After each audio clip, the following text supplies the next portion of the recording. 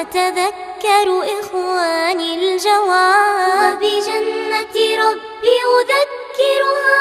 بني الإسلام على خمسة أركان في الدين: صوم وصلاة وزكاة حج والشهادة. Alhamdulillahi Rabbil Alamin, nous remercions Allah exalté soit-il qui nous a permis d'être là sur le plateau de l'émission sur le chemin du Ramadan.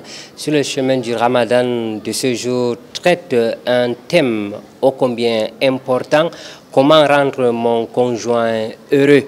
Pour en parler, nous sommes en compagnie de notre imam, notre oustaz Ahmad Abdallah, à qui nous disons assalamu alaikum wa rahmatullahi wa barakatuh. Wa alaikum assalam wa rahmatullahi wa barakatuh. Ahlan wa sahlan à tout le monde. Merci à notre invité oustaz Ahmad Abdallah. Bien évidemment, dans l'entretien, nous allons parler du thème que nous avons rappelé tantôt: comment rendre mon conjoint heureux. Au-delà de l'entretien, nous aurons deux autres rubriques, à savoir la minute du Ramadan et la psalmodie du Saint Al-Qur'anul Karim. Et c'est par où nous commençons d'ailleurs. Écoutons tout en méditant les paroles d'Allah exalté soit-il.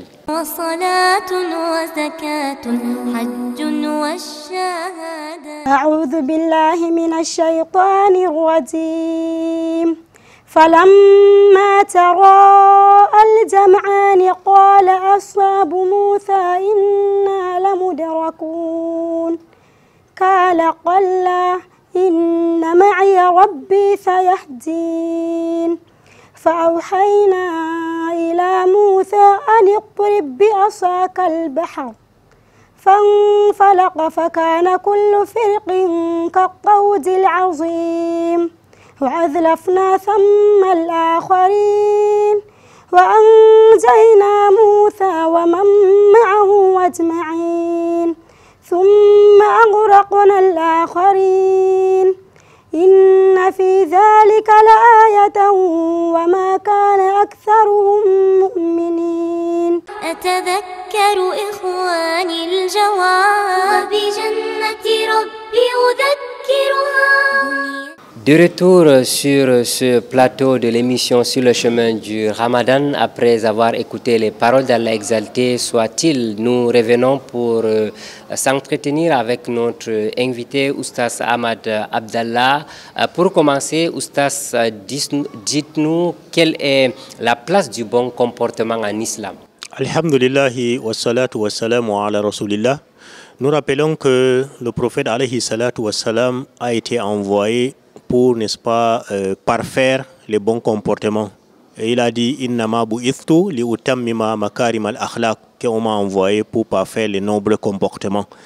Et par ailleurs, Allah a confirmé que justement il a ces nobles comportements en disant: Wa innaka la ala khuluqin azim. Et quand on a demandé à Aïcha radiyallahu anha quel est le comportement du messager alayhi salatu wassalam, elle a dit: khuluquhu al-Qur'an. Et maintenant, nous, étant donc de la communauté du prophète Mohammed sallallahu alayhi wa sallam, nous sommes invités à copier ce très bon comportement, parce qu'Allah nous a dit: laqad kana lakum fi rasulillahi uswatun hasana. Donc tout musulman devrait avoir, n'est-ce pas, un très bon comportement, s'il le peut même de façon irréprochable vis-à-vis, n'est-ce pas, d'autrui, vis-à-vis de son vis-à-vis, n'est-ce pas, de son voisin, vis-à-vis de son épouse, vis-à-vis de sa chérie, comme on dit souvent, vis-à-vis de ses enfants et vis-à-vis, n'est-ce pas, même des animaux.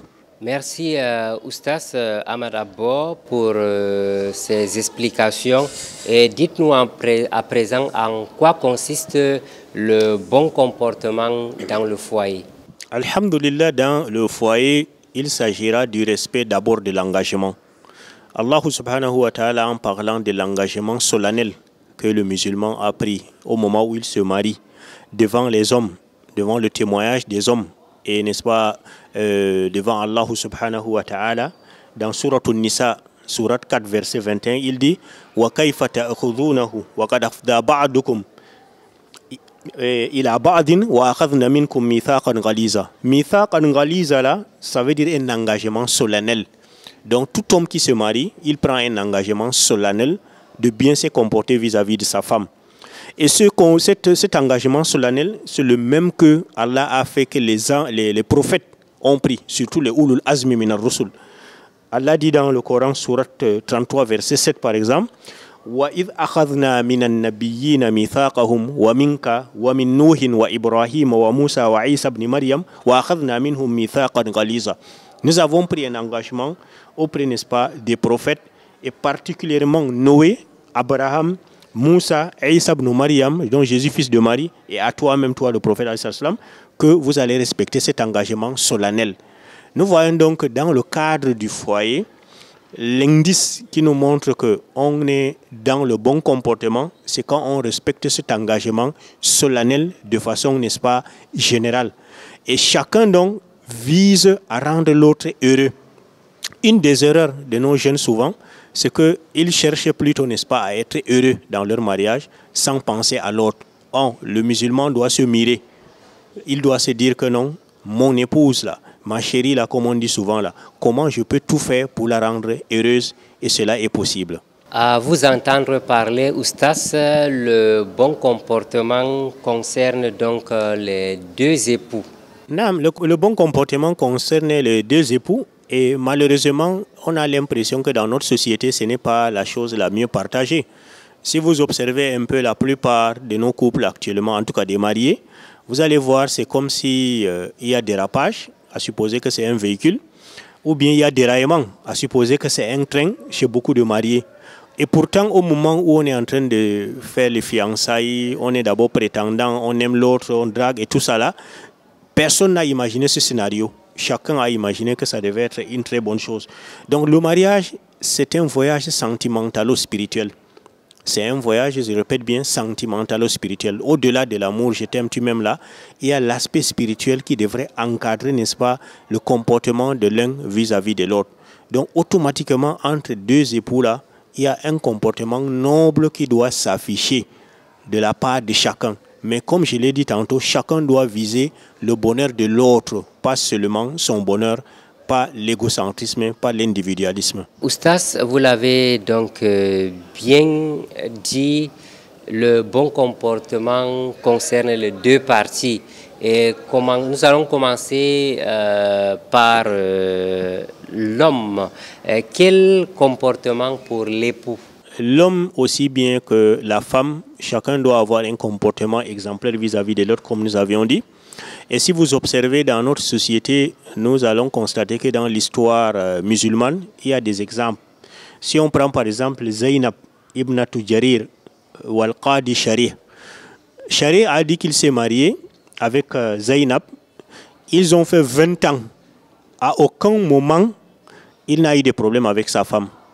Au contraire, même il dit qu'ils ont eu une seule fois, n'est-ce pas, une mésentente.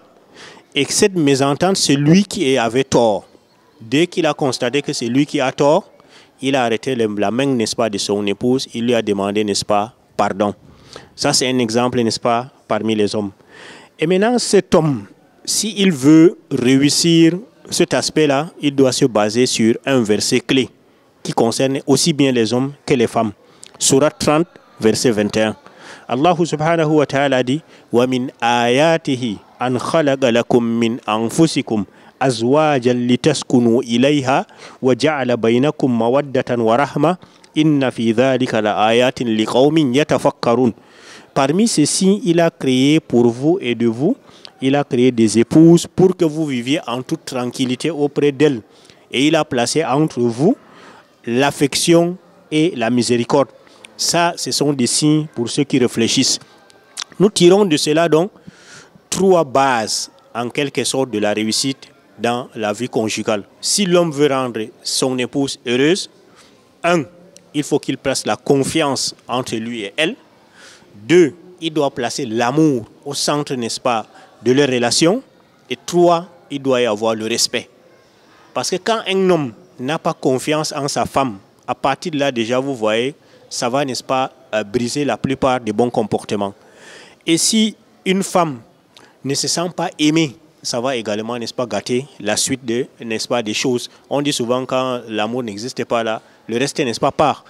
Et le respect aussi, si cette femme ne se sent pas respectée, ça ne peut pas aller.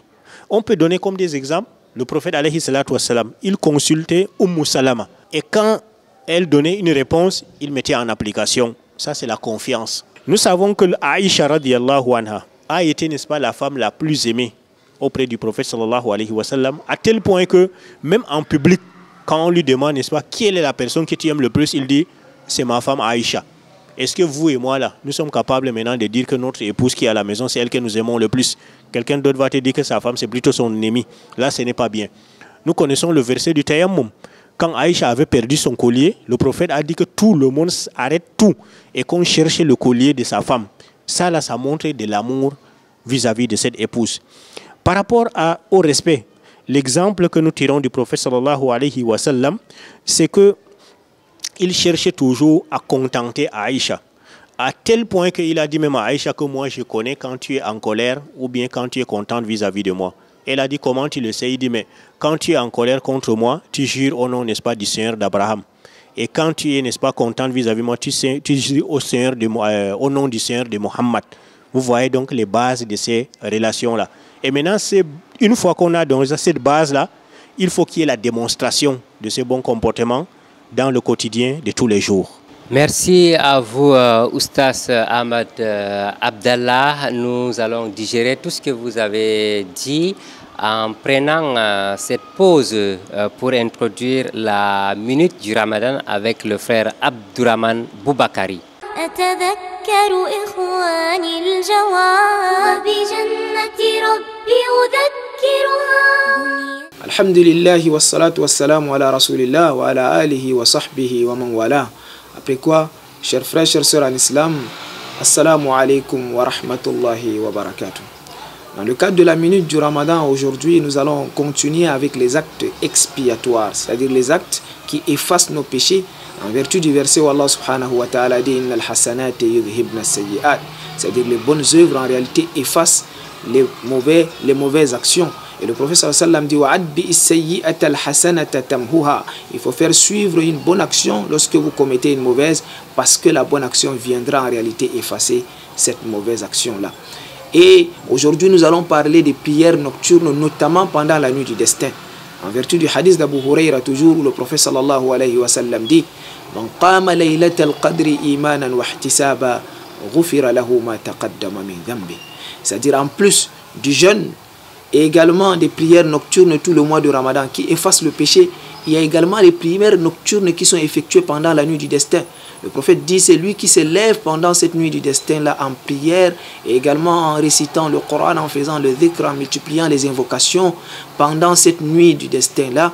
Alors, s'il le fait aussi avec deux conditions que nous martelons à chaque fois, imanan wa ihtisaba, c'est-à-dire avec foi, tout en croyant en Allah et en les vertus que Allah subhanahu wa ta'ala a citées pour cette nuit de destin-là, et tout en espérant sa récompense auprès d'Allah, alors Allah va dissoudre, Allah va effacer tous ses péchés antérieurs. Et cette nuit, nous savons qu'Allah subhanahu wa ta'ala a vanté ses mérites dans une sourate tout entière, sourate al-Qadr. Et il dit Wa ma adraka ma laylatul qadr. Qui te dira ce que c'est la laylatul qadr, c'est-à-dire la nuit du destin? C'est une nuit qui vaut plus de 1000 mois. Laylatul qadri khayrun min alfi shahr. Et Allah continue en disant que non seulement cette nuit vaut plus de 1000 mois, c'est plus de 83 ans d'adoration lorsque vous vous levez pendant cette nuit-là, mais également tatanazzalu al-malaikatu war-ruhu fiha. Il y a les anges qui descendent pendant cette nuit du destin-là, y compris l'ange Jibril qui est l'un des meilleurs des anges, et avec l'autorisation de leur Seigneur bi'idhni rabbihim. Et Allah conclut en disant salamun hiya hatta matla'il fajr. C'est également une nuit paisible, une nuit de paix jusqu'à l'aube en réalité. Donc une occasion de multiplier les prières et surtout la récitation du Coran et les invocations. Nous verrons plus loin les invocations qui sont indiquées pendant cette nuit-là pour avoir l'absolution de nos péchés, comme le prophète sallallahu alayhi wa sallam nous a dit. Qu'Allah subhanahu wa ta'ala nous facilite de nous lever pendant cette nuit du destin-là avec foi et également en espérant nos récompenses auprès de lui. Sur ce, subhanakallahumma bihamdik, ashhadu an la ilaha illa anta nastaghfiruka wa natubu ilayk. Assalamu alaykum wa rahmatullahi wa barakatuh. أتذكر إخواني الجواب بجنة ربي أذكرها. Alhamdulillah, summa alhamdulillah, de retour sur ce plateau de l'émission Sur le chemin du Ramadan. Nous sommes en compagnie de Oustaz Ahmad Abdallah avec qui nous parlons d'un thème important, comment rendre mon conjoint heureux. Dans la première partie, nous avons évoqué plusieurs aspects de ce sujet, notamment le bon comportement qui concerne l'époux. Et la suite logique dans le cadre de ce thème, nous voulons également questionner ce bon comportement qui concerne l'épouse, étant donné que le couple, c'est deux personnes. Exactement, vous avez très bien visé. Comme nous l'avions dit tantôt pour l'homme, c'est valable également pour la femme. Parce que, comme on dit souvent, l'amour doit être réciproque. La confiance doit être réciproque, ainsi que le respect. Si tu veux qu'on te respecte, il faut que tu respectes les autres. Nous revenons pour donner un cas, parce que les exemples permettent de mieux comprendre les situations. Aïcha radiyallahu anha, une fois, elle avait eu une mésentente entre elle et le prophète Mohammed sallallahu alayhi wa sallam. Alors, le prophète a appelé Abu Bakr as-Siddiq. Dans d'autres versions, on dit qu'Abu Bakr est venu à cet instant. Alors, le prophète alayhi sallam a dit à Aïcha, on va prendre Abu Bakr comme juge, comme arbitre. Abu Bakr a dit, qu'est-ce qui s'est passé entre vous? Il faut donc m'expliquer. C'est là où donc Aïcha a dit, il peut parler en première position, mais à une condition, qu'il ne dise que la vérité de ce qui s'est passé entre nous. Abu Bakr était fâché. Comment est-ce que sa fille peut oser prétendre que le prophète peut dire une chose qui n'est pas la vérité? Alors il a sursauté pour, n'est-ce pas, aller la violenter.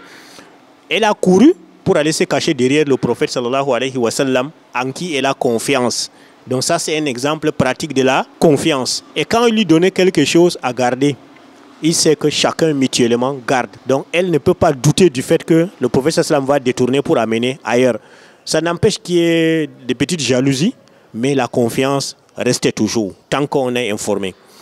Du côté de l'amour, Aïcha radiyallahu anha, depuis qu'elle a épousé le prophète alayhi salatu wassalam, elle a dit qu'il n'y a pas quelqu'un qu'elle a aimé plus que le prophète alayhi salatu wassalam, même pas ses parents.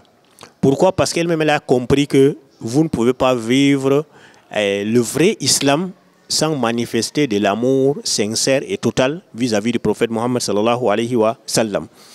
Maintenant, venons au respect. Aïcha tellement elle respectait le prophète alayhi salatu wassalam qu'elle devinait même ses besoins. Donc nos épouses doivent copier ça. Si votre mari rentre à la maison, dès que vous l'observez, vous devez deviner ce qu'il a besoin. Cet homme-là, la façon qu'il est rentré là, il a besoin de se laver. La façon qu'il est rentré là, il a besoin de manger. La façon qu'il est rentré là, il a besoin de la bouillie. Il a besoin du café. Il a besoin de ceci ou de cela. Non, il a besoin de se reposer. La femme doit apprendre à deviner parce qu'Aïcha, elle devinait ce que le prophète sallallahu alayhi wa sallam il aimait. Quand il avait besoin, par exemple, du siwak, juste avant sa mort, elle avait deviné.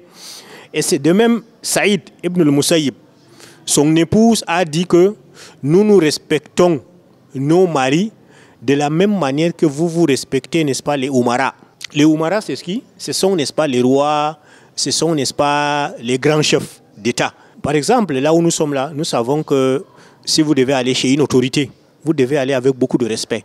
C'est pourquoi il y a un savant contemporain qui a dit, si jamais nos épouses là, elles peuvent ne serait-ce que nous donner le minimum de respect qu'elles accordent à leur patron au bureau, c'est que, n'est-ce pas, le monde là devait changer. Regardez même par exemple certaines femmes dans les restaurants là. Ce n'est pas, n'est-ce pas, pour les discréditer, mais quand vous allez manger dans les restaurants, vous trouvez, n'est-ce pas, de nos jeunes femmes là, surtout celles qui viennent du Grand Nord, le respect avec lequel elles vous servent le repas, le respect avec lequel elles vous parlent. Mais vous allez vous dire que me voilà une femme impeccable.